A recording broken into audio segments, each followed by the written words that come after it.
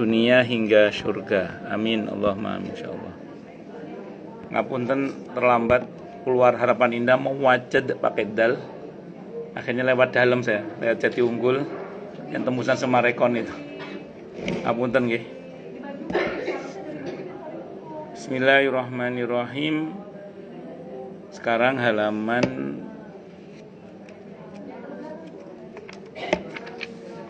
203 nggih. Dapat dijawab sebagai berikut itu nggih. Kalau kita baca dari sebelumnya boleh jadi ada yang berkata engkau sudah menyebutkan semua pendapat tentang keberadaan ruh dan keputusan yang dijatuhkan kepadanya, lalu manakah di antara pendapat-pendapat ini yang paling kuat agar kami dapat meyakininya? Dapat dijawab sebagai berikut. Yang pertama, ini roh-roh itu saling berbeda-beda tempatnya di barzah. Di antaranya ada ruh yang di Illiyin, paling tinggi di Al-Mala'ul A'la, yaitu ruh para nabi. Mereka pun juga berbeda-beda tingkatannya seperti yang dilihat Nabi kita Muhammad sallallahu alaihi wasallam dalam malam Isra dan Mi'raj. Adapun ruh-ruh selain para nabi itu dapat dibedakan tempat keberadaannya sebagai berikut. Jadi yang pertama, barzah itu bertingkat, sebagaimana surga juga bertingkat, sebagaimana langit juga bertingkat, sebagaimana pula derajat manusia di hadapan Allah itu juga bertingkat. Kalau kita baca surah Al-Baqarah ayat 253, di mana para nabi dan rasul itu seluruhnya adalah orang-orang yang mulia, namun tetap di antara mereka itu ada perbedaan. Jadi ada yang Allah lebihkan kemuliaannya dibandingkan dengan yang lain. Tapi kita tidak boleh membedakan di antara mereka dalam pengertian semuanya harus kita muliakan. Walaupun kenyataannya di antara yang mulia itu ada yang lebih Allah muliakan, yaitu ulul azmi minar rusul misalnya. Di antara ulul azmi minar rusul itu yang paling Allah muliakan adalah Nabi kita Muhammad sallallahu alaihi wasallam. Nah, maka ketika kita bicara ini, berarti memang semua terkembali, tentu semuanya terkembali kepada Allah maksud saya. Tapi secara sunatullah Allah kaitkan itu dengan masing-masing hamba itu sendiri. Makanya sama-sama tinggal di Kemang Pratama misalnya, tentu berbeda kan keadaan rumahnya misalnya. Antara yang Kemang 1, Kemang 2, Kemang 3, Kemang Regensi, Kemang 5 misalnya, atau Kemang Niaga, itu tentu berbeda. Dan sesama Kemang Niaga aja rumahnya Bu Murni sama rumahnya Bu siapa sini, Bu Niken misalnya kan beda misalnya. Artinya nggak sama. Itu di dunia sudah terjadi perbedaan. Walaupun sama-sama orang Kemangnya, sama-sama ahli surganya, tapi nanti itu berbeda fasilitasnya sesuai dengan amalnya masing-masing. Di barzah juga demikian. Walaupun sama-sama di Iliyin, tapi tetap saja keadaannya berbeda-beda. Jadi nggak sama. Makanya pantas kalau informasinya juga kadang berbeda-beda. Ya karena memang keadaannya yang berbeda-beda. Roh-roh yang berada di badan burung berwarna hijau yang berlalu-lalang dan pergi di surga menurut kehendaknya, ini adalah roh para syuhada. Tapi itu pun tidak berlaku bagi mereka semua. Karena di antara para syuhada ada yang ruhnya tertahan sehingga tidak bisa masuk surga karena mereka mempunyai hutang atau sebab lainnya, sebagaimana yang disebutkan di dalam Al-Musnad dari Muhammad ibn Abdullah ibn Jahash, bahwa ada seorang laki-laki menemui Rasulullah sallallahu alaihi wasallam seraya bertanya, apa yang kudapatkan jika aku terbunuh di jalan Allah? Beliau menjawab, surga. Ketika orang itu sudah menyingkir, beliau bersabda, kecuali orang yang rahasia dirinya diberitahukan Jibril kepadaku tadi, yaitu orang yang punya hutang itu. Makanya Imam Al-Qurtubi pas bahas hadis ini dalam kitab At-Tadhkirah, beliau mengatakan yang dimaksud orang yang punya hutang yang ditawan sini adalah orang yang berhutang dan tidak berniat membayar hutang. Tapi bagi mereka yang berhutang dan berniat membayar hutang, itu masuk dalam jaminan hadis Sahih Bukhari, di mana Nabi bersabda, "Au kama qal, barang siapa yang berhutang dan dia berniat membayar hutang, maka dia akan dibantu oleh Allah untuk membayarnya. Kalau sampai matinya ternyata dia tidak terbayar hutangnya, maka dalam tanggungan Allah Subhanahu wa taala. Di hadis yang lain dalam tanggungan Allah dan Rasulnya Muhammad sallallahu alaihi wasallam. Nah, jadi tetap dapat jaminan bagi mereka yang memang berniat untuk membayar hutang. Tapi barang siapa orang yang berhutang dan tidak berniat membayar hutang, maka berniat jahat maksudnya ya, tidak bayar, maka dia akan dihancurkan oleh Allah, akan dirusak oleh Allah, orang seperti itu. Nah, yang model yang kedua ini yang akan dituntut itu nanti. Nah, tentu niat itu adalah al-qasdu, kesengajaan kuat. Jadi kalau memang berniat membayar, tentu tidak cuma niat tok. Karena niat itu al-qasdu, kesengajaan kuat. Berarti ada keseriusan untuk mencatat misalnya, supaya nggak lupa. Ada keseriusan untuk mendahulukan pembayaran hutang daripada kesenangan pribadi. Jadi kalau ada orang ngakunya niat akan bayar, tapi teledor, nggak pernah mencatat atau nggak pernah menceritakan kepada keluarganya kalau dia punya hutang ke si fulan misalnya, ya berarti tekadnya dipertanyakan itu. Makanya kalau dia bertekad untuk membayar, mestinya dicatat, satu. Yang kedua, ada komitmen untuk mendahulukan pembayaran hutang. Karena dalam daftar pengeluaran pentasarufan harta mal bagi seorang muslim, itu nomor satu sebenarnya hutang, itu melebihi zakat bahkan. Karena di masa Nabi, saya pernah baca dalam fikih sunnah saya sabik itu, ada seorang sahabat yang bersamaan dengan dia sebayar zakat, dia harus bayar hutang. Itu oleh Nabi disuruh bayar hutang dulu. Karena di dalam hutang itu ada dua kewajiban kepada Allah maupun kepada sesama. Dan ancaman untuk orang-orang yang tidak mau bayar hutang itu adalah kehinaan. Jadi kehinaan tidak hanya di dunia, tapi juga di akhirat kalau dia nggak bertobat kepada Allah Subhanahu wa taala. Makanya hati-hati. Dan saya mungkin pernah cerita di sini ya, saya pernah melihat ada dua keluarga. Saya melihat dengan mata kepala saya sendiri, di antara muamalahnya dengan saya soalnya. Itu ada satu keluarga, yang satu itu kalau ngutang ke tetangganya atau ke temannya itu hampir tidak pernah tidak berhasil. Pokoknya berhasil. Ya karena memang orangnya jujur. Jadi kalau ngutang itu gini bahasanya, saya pinjam, tapi saya belum tahu kapan bayarnya. Kalau ada saya bayar segera. Selama ini ada malam bayar malam dia. Ada pagi bayar pagi. Pokoknya cepat memang. Jadi dia nggak mengedepankan kesenangan pribadi. Jadi kalau ada uang itu dia bayar utang dulu, bukan beli apa dulu. Kan ada orang itu jadi bukannya bayar utang dulu malah beliin sepatu anaknya dulu, beli baju baru buat anaknya dulu. Dan belinya di depan yang ngutangi lagi, nyebelin itu. Nah, singkat cerita, beliau hampir selalu kalau ada orang kalau beliau pinjam gampang dapatnya, karena orangnya tepat, orangnya nggak ingkar janji gitu. Kalau yang satunya lagi itu sering suloyo, bahasa Jawanya sering suloyo, janji tanggal 4 gitu, sampai tanggal 44 itu nggak dibayar-bayar. Terus udah gitu, ya tadi itu tipe yang gitu itu. Bukannya minta maaf nggak bisa bayar, alih-alih malah yang ada baju anaknya baru, sepatu anaknya baru, malah beli baru-baru semua.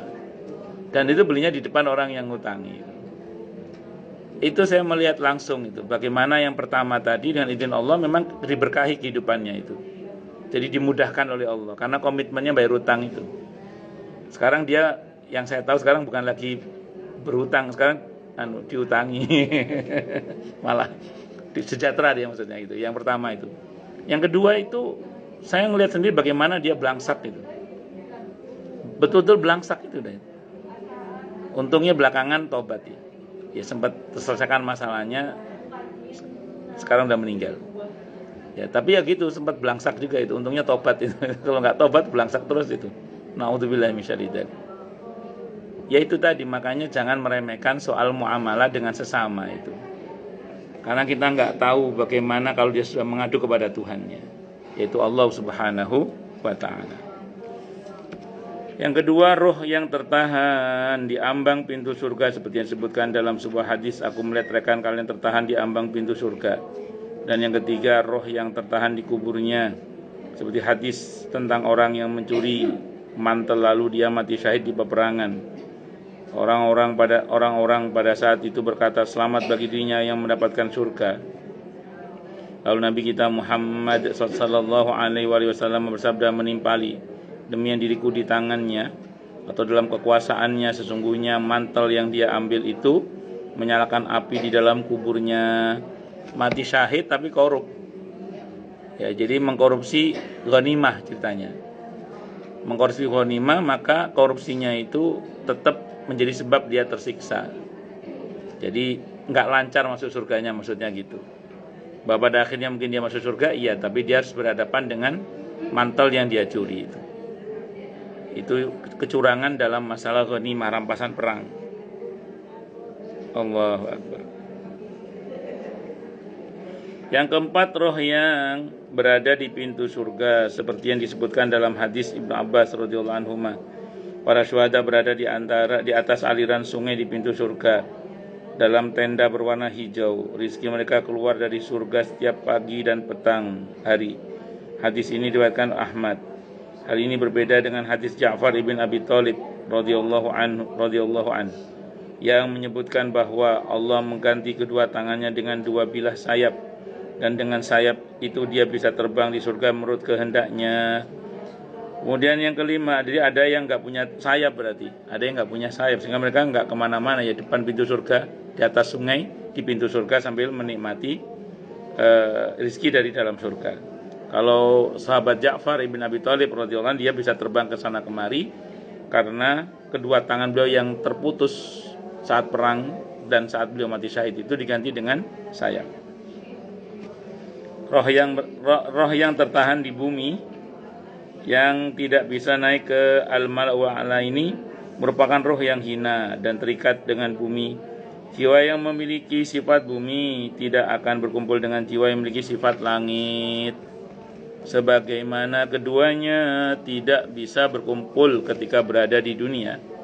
Jiwa yang selagi di dunia tidak mau mencari makrifat dengan Rabb-nya, tentang Rabb-nya, tidak mencintainya, tidak menyebutnya, tidak bersanding bersamanya, dan tidak taqarrub kepadanya, berarti jiwa yang memiliki sifat bumi dan hina setelah terpisah dengan bumi tidak akan beralih dari bumi itu. Sebaliknya, jiwa yang memiliki sifat ketinggian selagi di dunia senantiasa mencintai Allah, menyebut namanya, taqarrub kepadanya dan bersanding dengannya, maka setelah roh itu berpisah dari badan, ia berkumpul dengan roh-roh lain yang memiliki sifat-sifat yang sama. Seseorang bersama orang lain yang dicintainya di barzah dan hari kiamat. Allah memasangkan sebagian jiwa dengan yang lain di barzah dan di hari berbangkit. Seperti yang sudah disebutkan di dalam hadis terdahulu. Allah menjadikan roh orang mukmin bersama roh-roh lain yang bagus bentuknya. Setelah roh berpisah dari badan, ia akan mencari bentuknya dan pasangannya serta orang-orang yang memiliki amal yang sama, lalu mereka sama-sama berada di tempatnya. Makanya dalam Islam itu orientasi kita adalah fid dunya hasanah wa fil akhirati hasanah. Sehingga kalau kita orientasinya duniawi tok, Allah tegur kan, Rabbana atina fid dunya, kata Allah, wa ma lahu fil akhirati min khalaq. Akhirat tidak dapat bagian dia. Tapi kalau Rabbana atina fid dunya hasanah wa fil akhirati hasanah, itu insyaallah dunianya dapat, akhiratnya dapat. Nah, disinilah pentingnya kita memahami supaya roh kita nantinya melangit. Saya ulang, supaya roh kita nantinya melangit, sepatutnya lah kita itu orientasinya langit, gitulah maksudnya itu. Jangan hanya orientasi dunia. Sehingga ada orang yang mengatakan orang itu kalau hidupnya hanya mikirin perut, maka kualitas hidupnya enggak jauh beda dengan yang keluar dari perut, gitu maksudnya. Paham ya? Ya kira-kira gitu itu. Ya, jadi terhina. Makanya seorang muslim orientasinya adalah langit. Orientasinya adalah perjumpaan dengan Allah. orientasinya adalah masuk surga berjumpa dengan Allah. Itu orientasinya itu. Nah, jadi jangan sampai kemudian kita orientasinya duniawi ansih. Makanya kalaupun dagang, seorang muslim yang dipikir bukan hanya untung rugi, tapi dunia akhirat. Resiko dan keuntungan dunia akhirat itu dipikir itu seorang muslim. Omong omong juga sama, diperhitungkan bagaimana dunianya, bagaimana akhiratnya. Kenapa kok mesti dunia juga? Ya, karena tidak ada perjalanan menuju ke akhirat kecuali melalui dunia. Nah, jadi kalau ada orang kemaruk dengan akhirat, lupa dengan dunia, ditegur oleh Allah. Wala tansa nasibaka minat dunia. Jangan lupa bagian kamu di dunia ini. Tapi kalau ada orang yang kemaruk dengan dunia, lupa akhirat, dicela oleh Allah. Alhaakumut takasur hatta zurtumul maqabir. Itu dan seterusnya itu. Dan justru kalau ada orang beraktivitas dengan aktivitas duniawi, tapi aktivitas duniawi itu tidak melalaikan dia dari mengingat Allah, dari sholat, dari zakat, dari berjuang di jalan Allah, justru dipuji oleh Allah. Ya, kalau ada orang beraktivitas duniawi, maksudnya bekerja, dagang atau apapun lah ya, yang dunia asal benar ya. Nah terus dan pekerjaan itu tidak melalaikannya dari Allah, dari sholat, dari zakat, termasuk dari berjuang di jalan Allah, itu justru dipuji oleh Allah Subhanahu wa ta'ala. Yang dicela itu kalau sampai kita terlalaikan atau apalagi tertipu. Ya tadi alhaakumut takasur, telah melalaikan, alha itu telah melalaikan kum kalian apa takasur, banyaknya harta. Yang keenam, roh yang berada di dalam tungku api, yaitu rohnya para pezina laki-laki maupun wanita. Naudzubillah min syarri dzalik. Yang ketujuh, roh yang ada di sungai darah dan berenang di sana, yang kemudian dilempari batu setiap kali akan keluar dari sungai darah itu. Roh itu yang berbahagia dan yang menderita tidak berada di satu tempat, tapi ada roh yang ada di iliyin yang paling tinggi, dan roh yang ada di bumi dalam keadaan hina, yang tidak pernah meninggalkan bumi, karena memang dulu hidupnya selalu berkaitan dengan bumi, dunia, atau dipikir-pikir kesenangan duniawi saja. Nah, makanya dia nggak melangit, dia tidak mulia dia. Tapi kalau orang-orang yang orientasinya tadi dunia hasanah, akhirat hasanah, insya Allah tembus langit. Apabila engkau mengamati beberapa hadis dan asar tentang masalah ini dan memperhatikannya secara sungguh-sungguh, tentu engkau akan mengetahui hujjah dalam masalah ini, dan engkau tidak punya anggapan bahwa di antara beberapa asar yang sahih tentang hal ini ada pertanyaan. Engkau tidak akan punya anggapan bahwa di antara beberapa asar yang sahih tentang hal ini ada pertentangan. Jadi kalau Imam Al-Qurtubi itu ketika menyampaikan beberapa hadis tentang masalah barzah, akhirat, surga, dan yang dengan informasi yang bermacam-macam, kalau beliau bahasanya sederhana, udah digabung aja semua itu. Itu satu kesatuan informasi itu. Jadi tidak usah katanya gini, kok di sini begini. Enggak, kata digabung aja. Yang begitu ya ada, yang begitu ya ada, begitu ya ada. Kalau saya sering contohkan, misalnya ada orang cerita ke saya misalnya, saya masuk Kemang itu melalui kali, ada kali yang saya lewati. Oh, dia masuk lewat Pekayon berarti ya. Yang satu lagi, enggak kok ada polsek. Oh, dia lewat jalan sini berarti ini. Yang satu lagi, enggak, langsung ada gerbang, tahu-tahu ada taman perumahan, langsung masuk Kemang 3 dia. Enggak, ada gang-gang kecil kok itu. Oh, dia lewat jalan tikus Kemang 2 atau Kemang 3 gitu. Karena ada jalan tikus itu kan, yang pakai motor itu. Nah, jadi tergantung dari mana dia. Masing-masing bener. Ya, itu Kemang yang notabene luasnya hanya segini, apalagi nanti surga akhirat. Di dalamnya juga sebagaimana orang pas Kemang, dia ke Kemang mana dulu misalnya. Oh, saya ketemu ini, ketemu itu. Nanti di akhirat juga sama. Jadi tentu yang gimana Kemang aja ceritanya bisa sangat macam-macam, apalagi terus kemudian ya itu seperti itu. Ya sama dengan nanti di mahsyar, ada orang yang tenggelam oleh keringatnya itu selutut, sepuser, ada yang seleher. Sama-sama Kemangnya kemarin air kondisinya beda-beda ya, ada yang ya beda-beda. Padahal sama-sama Kemangnya. Kondisi air kemarin beda-beda nih tenggelamnya itu. Tapi bukan berarti saya ngomong di adab, bukan. Maksud saya itu enggak apa namanya, itu gambaran sederhana maksud saya. Bahwa nanti orang itu di mahsyar itu bisa seperti itu, sama-sama di mahsyarnya, tapi kondisi airnya, kondisi keringatnya berbeda-beda itu. Mirip-mirip seperti itu. Wow, lanjut.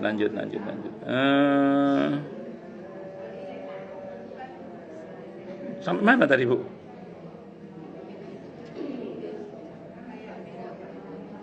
Kenapa? Loh. Si. Permasalahannya terletak pada pemahamannya itu ya. Mengetahui masalah jiwa dan hukum-hukumnya. Sebab keadaan jiwa dan roh berbeda dengan keadaan badan.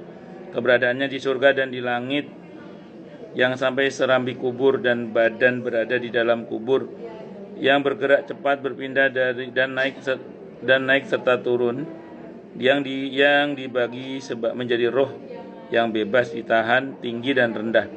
Setelah berpisah dengan badan, roh itu bisa sehat dan sakit, bahagia dan menderita, merasakan kenikmatan dan siksaan, lebih dari apa yang dirasakan ketika masih berada di badan. Di sana penahanan, penderitaan, siksaan, sakit dan kerugian. Di sisi lain ada kenikmatan, kebebasan dan ketentraman. Keadaannya di badan serupa dengan janin di perut ibu. Dan setelah roh itu keluar dari badan, juga serupa dengan keadaan janin yang keluar dari perut ibunya. Jadi roh itu ketika di badan, sebagaimana roh ketika dia keluar dari badan, itu seperti, kalau kata Ibnu Qayyim sini ya, seperti halnya ketika dulu kita berada di rahim, ibunya stres, bayinya ikut stres. Ibunya sakit, kadang bayinya ikut sakit. Nah, nanti begitu keluar, keadaan roh dengan badan itu juga saling berkait, bertaut. Jadi kalau kita makan yang haram, sedikit banyak akan berdampak pada ruhani kita. Sebagaimana kalau kita zikir, itu sedikit banyak berdampak kepada jasmani kita. Nah, demikian juga nanti ketika roh lepas dari badan, di situ keadaan roh itu juga akan mengalami hal yang serupa. Bisa sedih, bisa bahagia, bisa merasakan nikmat. Bahkan kalau menurut penjelasan Ibnu Qayyim, kalau nikmatnya lebih, kalau menderitanya lebih. Itu yang sering saya sampaikan. Orang setelah mati itu pilihannya cuma dua. Lebih bahagia atau lebih sengsara. Cuma dua pilihannya. Ada orang setelah mati pilihannya cuma dua. Kalau enggak lebih bahagia, ya lebih sengsara. Semoga untuk kita lebih bahagia. Amin. Allahumma amin. Untuk kedua orang tua juga kita ya. Jiwa ini mempunyai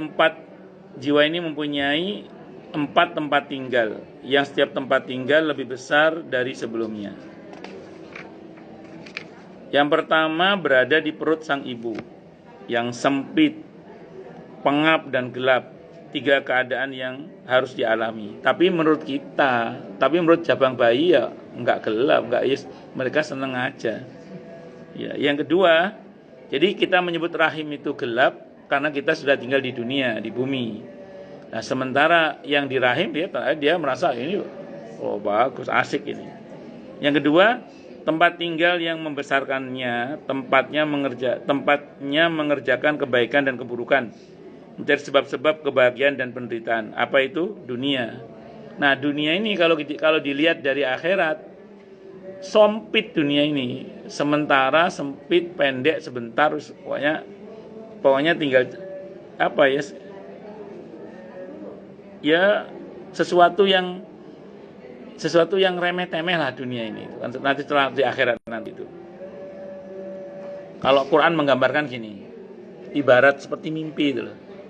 Ketika ahli surga diberi makanan berupa buah-buahan di Al-Baqarah ayat 25 itu loh, Bu. Wa basyiril ladzina amanu wa amilus solihati anna lahum jannatin tajri min tahtihal anhar. Kullama ruziqu minha min thamarati rizqan qalu hadzal ladzi ruziqna min qablu wa utubihi mutasyabiha. Walahum fiha azwajum mutahharatu wa hum fiha khalidun. Jadi begitu dikasih makanan di surga itu mereka mengatakan loh, dia ayatnya nggak ada loh, itu modifikasi. Jadi ini kan yang dulu saya di dunia ada. Di sini ada apel, sana ada apel. Cuman rasanya beda. Itu mirip seperti orang bangun tidur terus dikasih makanan. Loh, Ini kan tadi kan saya mimpi tadi, kok ada. Jadi dunia itu seperti mimpi saja nanti di akhirat itu. Kemudian yang ketiga, barzah yang lebih luas dan dari tempat tinggal dunia ini dan lebih besar, bahkan perbandingan barzah dengan alam ini seperti perbandingan alam ini dengan rahim ibu. Jadi versi barzah saja dunia ini sempit, apalagi versi akhirat yang sesungguhnya nanti itu. Kebayang nggak oleh kita itu bahwa satu orang bertakwa itu surganya seluas langit dan bumi? Ya udah nggak kebayang ya. Ya itu nanti di akhirat itu gitu. Lebih sempit lagi nanti. Tempat tinggal yang kekal abadi yaitu surga dan neraka. Setelah itu tidak ada lagi tempat tinggal lain. Allah memindahkan jiwa dari satu tahap ke tahap berikutnya hingga tiba tempat tinggal yang terakhir. Dan itulah yang layak baginya. Makanya kita ini bukan penduduk bumi, Bu. Kita ini penduduk akhirat yang masih tinggal di bumi. Jadi kita bukan penduduk bumi, tapi kita penduduk akhirat yang masih tinggal di bumi. Kita sedang dalam perjalanan. Itulah, makanya jangan banyak mengeluh. Nah, kalau banyak mengeluh, ngerinya ntar ditanya sama malaikat maut. Kok mengeluh terus? Mau pulang sekarang apa? Nah, itulah yang di situ. Ngerinya begitu nanti. Mending kalau tanya, kalau nggak tanya, mending kalau ditanya. Itulah yang diciptakan dan dipersiapkan bagi amal yang menghantarkannya ke sana. Setiap tempat tinggal mempunyai hukum sendiri-sendiri dan memiliki keadaan yang berbeda dengan tempat tinggal yang lain. Nggak usah ngomong barzah, ngomong alam rahim aja. Kita makan di alam rahim pakai apa? Minum pakai apa? Nafas pakai apa? Pakai pusat nggih. Nggih, pakai tali pusat itu. Pakai plasenta, nggih plasenta. Makan, minum, dan kita nggak pipis juga. Itu udah bisa diprotes, memang sunatullahnya di alam rahim begitu. Makanya ketika kemudian orang di rahim diberitahu di dunia nanti kamu akan makan melalui mulut, mungkin andaikan dia bisa ngomong nggak percaya, mosok gitu. Sama dengan orang di dunia, begitu diciptakan orang akhirat, dia pasti ngomong kalau nggak punya iman ya, mosok gitu. Wis gak usah ngomong mosok ini. Nggak usah jauh-jauh nanti akhirat. Wong dengan rahim aja kita beda. Bayi kalau mau lahir, kepala yang betul di atas atau di bawah? Kalau di atas namanya apa? Kalau di kita di dunia di bawah, jaran kepang namanya itu. Kalau kita kan sungsang itu kalau kepala di bawah. Kalau di rahim justru kalau kepala di atas malah sungsang namanya. Itu hukum rahim aja sudah beda dengan hukum dunia, apalagi nanti barzah.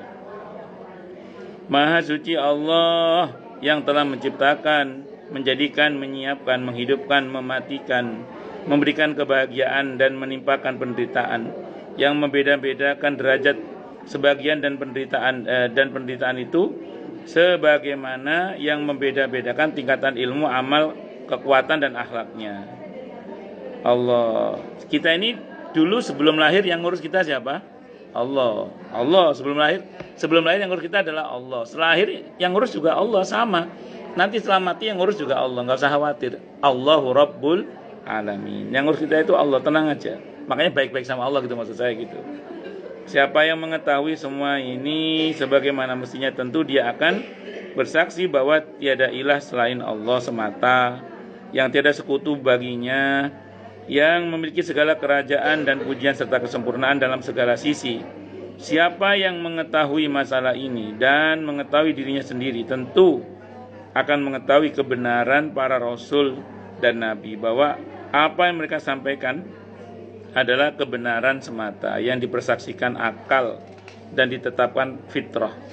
Tidak ada yang menentangnya kecuali orang batil. Wallahu a'lam bisawab. Nggih, monggo silakan yang mau tanya, protes, marah boleh silakan.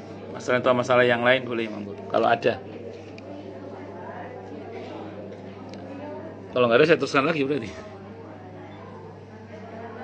Senin ngajeng masih masuk nggih. Oh niki anu nggih. Terakhir Ramadan nggih. Monggo kalau ada pertanyaan, masalah atau masalah yang lain. Masih ada 6 menit nih. Kalau nggak ada saya teruskan nggih. Oke. Oh, berarti jelas semua atau tidak jelas semua. Pertanyaan ke-16, apakah roh orang yang sudah meninggal dapat mengambil manfaat dari usaha orang yang masih hidup? Jawabannya benar. Roh orang yang sudah meninggal dapat mengambil manfaat dari usaha yang masih hidup dengan dua hal yang sudah disepakati ahlu sunnah dan fuqaha, ahli hadis dan tafsir. Ini kesepakatan ahlu sunnah, fuqaha, ahli fikih, ahli hadis dan tafsir. Yang pertama, sesuatu yang menyebabkan orang yang sudah meninggal dapat mendapatkan manfaat itu ketika dia masih hidup. Yang kedua, sesuatu yang menyebabkan orang yang sudah meninggal dapat mendapatkan manfaat itu ketika dia masih hidup. Seperti apa? Shadaqah jariyah, ilmu yang bermanfaat, anak yang soleh yang mau mendoakan kedua orang tuanya. Yang kedua, doa orang-orang muslim bagi dirinya, permohonan ampunan yang mereka lakukan baginya, sedekah dan haji. Tapi ada perbedaan pendapat apakah yang sampai kepadanya itu pahala infak ataukah pahala amal. Menurut jumhur, yang sampai kepadanya adalah pahala amalnya saja. Tapi menurut sebagian madhab Hanafi, yang sampai kepadanya adalah pahala infaknya. Jadi kita kepada sesama muslim, pertama doa berlaku asal seiman ya. Sebagaimana yang Allah firmankan di surah Al-Hasr ayat 10 itu, Rabbana ighfir lana wa li ikhwanina alladziina sabaquna bil iman. Asal seiman sampai. Kemudian yang kedua, perintah Allah yang ada di surah Muhammad, surah ke-47 ayat 19. Itu ada perintah agar kita mendoakan ampunan untuk muslimin muslimat. Nah, itu asal seiman sampai nggih. Itu tidak ada perbedaan pendapat. Tidak ada perbedaan pendapat. Terus kemudian yang kedua, sedekah kita atas saudara kita, termasuk haji kita. Hanya tadi ulama berbeda pendapat mengenai apakah yang sampai itu pahala amal atau pahala infaknya. Tapi intinya sampailah bermanfaat, jadi tidak sia-sia. Nah, saudara seiman berinfak atas nama saudaranya, sedekah atas nama saudaranya, itu sampai. Terutama kalau anak pada orang tua terutama. Sebagaimana datang kepada Nabi kita Muhammad SAW berkaitan dengan sahabat Nabi yang ibunya wafat. Beliau bertanya, ya Rasulullah, inna ummi qad matat atasaddaqu anha. Wahai Rasulullah, ibuku telah wafat, apakah aku bisa sedekah atas nama ibuku? Kata Nabi, qala na'am, bisa. Ayul afdal, apa yang paling utama? As-saqi, memberi minum. Itu diantaranya. Termasuk haji badal, umroh badal itu. Kalau di Sahih Bukhari termasuk puasa atas nama. Kalau haji badal, umroh badal, itu saya kira jelas dalilnya ya. Kalau puasa atas nama itu ada di Sahih Bukhari. Jadi disebutkan barang siapa yang meninggal dunia dan dia punya hutang puasa Ramadan, maka hendaklah walinya puasa atas nama dia. Terus ada yang nanya, loh bagaimana dengan firman Allah di surah Al-Baqarah tentang wa 'alal ladzina yutiquna fidyatun ta'am miskin. Dan bagi orang yang tidak bisa mengganti puasa di hari yang lain, maka dia cukup bayar fidyah memberi makan orang miskin. Kata para ulama, dipilih saja. Jadi kalau ada orang meninggal di bulan Ramadan punya hutang puasa, boleh walinya puasa atas nama dia, boleh juga mengganti dengan membayar fidyah saja. Silakan dipilih. Dua-duanya lebih baik. Jadi dia sudah dibayarkan fidyahnya, puasa atas nama dia pula misalnya, itu lebih baik lagi. Menggabungkan dua dalil namanya. Mereka saling berbeda pendapat tentang ibadah fisik seperti sholat, puasa, membaca Al-Quran dan zikir. Menurut madhab Al-Imam Ahmad dan jumhur salaf, jumhur itu mayoritas salaf, hal itu sampai kepadanya. Ini madhab Hambali ya, yang juga merupakan pendapat sebagian rekan Abu Hanifah. Al-Imam Ahmad menetapkan hal ini seperti yang disebutkan di dalam riwayat Muhammad ibn Yahya Al-Kahal. Dia berkata, Abu Abdillah pernah ditanya, Abu Abdillah itu Imam Ahmad. Imam Ahmad itu punya putra namanya Abdullah. Yang nulis Musnad Ahmad bin Hambal itu putranya namanya Abdullah. Imam Ahmad itu terkenal hafal 1 juta hadis. Yang tertulis hanya 27.000. Jadi makanya ilmunya ulama itu yang di dadanya itu lebih banyak daripada yang di tulisannya. Itulah kenapa pentingnya kita itu hadir di majelisnya para ulama, hadir di majelis ilmu. Karena kadang yang tersimpan di dada itu lebih banyak daripada yang tertulis. Itu seperti itu. Dia berkata, Abu Abdullah pernah ditanya tentang seseorang melakukan suatu kebaikan berupa sholat dan sedekah atau lainnya. Lalu dia membagi separuhnya untuk ayah atau ibunya. Bagaimana hal ini, pertanyaannya yang saya tertawa ya. Dia menjawab, aku juga berharap seperti itu. Atau dia berkata, sedekah atau apapun bisa sampai kepada orang yang sudah meninggal. Dia juga pernah berkata, bacalah ayat kursi 3 kali, lalu bacalah qul huwallahu ahad, lalu ucapkanlah ya Allah, sesungguhnya keutamaannya bagi ahli kubur, dan seterusnya. Jadi sampai karena doanya itu, kalau kata Imam Nawawi, kalau kata Imam Ahmad, sampai itu bermanfaat. Sedangkan yang masyhur dari mazhab Syafi'i dan Malik, hal itu tidak sampai kepada orang yang meninggal. Itu yang masyhur. Tapi yang sahih dari Imam Ahmad, kata Imam Nawawi, sampai. Sebagian ahli bid'ah dari kalangan teolog mengatakan bahwa tidak ada sesuatu pun yang sampai kepada orang yang sudah meninggal, tidak pula doa atau apapun. Wallahu a'lam bishawab. Insyaallah kita bahas yang akan datang tentang dalil tentang ini ya. Kalau Ibnu Qayyim menyebut ahlul bid'ah di sini, maksudnya orang-orang yang sesat ya.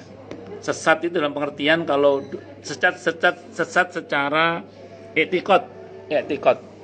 Dulu embrionya ada 4, Mu'tazilah, Syiah, Mu'tazilah, Khawarij, Murji'ah, itu embrionya ada 4 itu. Jadi kalau ulama dulu ngomong ahlul bid'ah itu bukan perkara furu', cabang yang ulama berbeda pendapat, apakah ada kunut subuh atau tidak ada kunut subuh, apakah ada kunut witir atau tidak ada kunut witir, itu bukan itu furu', bukan itu ahlul bid'ah maksud, bukan itu. Ahlul bid'ah dimaksud dalam perkataan Ibnu Qayyim adalah orang yang bid'ah secara i'tiqad, yaitu orang-orang yang menyimpang. Dan embrionya dulu ada 4, saya ulang, ada Syiah, Khawarij, Murji'ah, Mu'tazilah. Itu saya kira itu. Wallahu a'lam bishawab. Cukup dulu nggih. Kita tutup dengan hamdalah. Alhamdulillahirabbil alamin. Semoga kajian kita bisa bermanfaat, mubarakah fi dini wa dunya wal akhirah, untuk kita, keluarga kita, dan seluruh umat Islam semuanya. Dan mudah-mudahan kita semua dijadikan oleh Allah sebagai orang-orang yang sukses dunia akhirat, selamat dunia akhirat, bahagia dunia akhirat, dan dipermudah urusan kita oleh Allah fi dini wa dunya wal akhirah. Semoga Allah limpahkan hidayah selalu untuk kita. Semoga Allah tingkatkan selalu hidayah untuk kita, dan semoga Allah berikan hidayah untuk siapapun yang melihat kita. Subhanakallahumma bihamdika asyhadu an la ilaha illa anta astaghfiruka wa atubu ilaik. Sallallahu alaihi Muhammad wa ala alihi wasallam. Saya mohon maaf. Assalamualaikum warahmatullahi wabarakatuh. Wa jazakillahu khairan.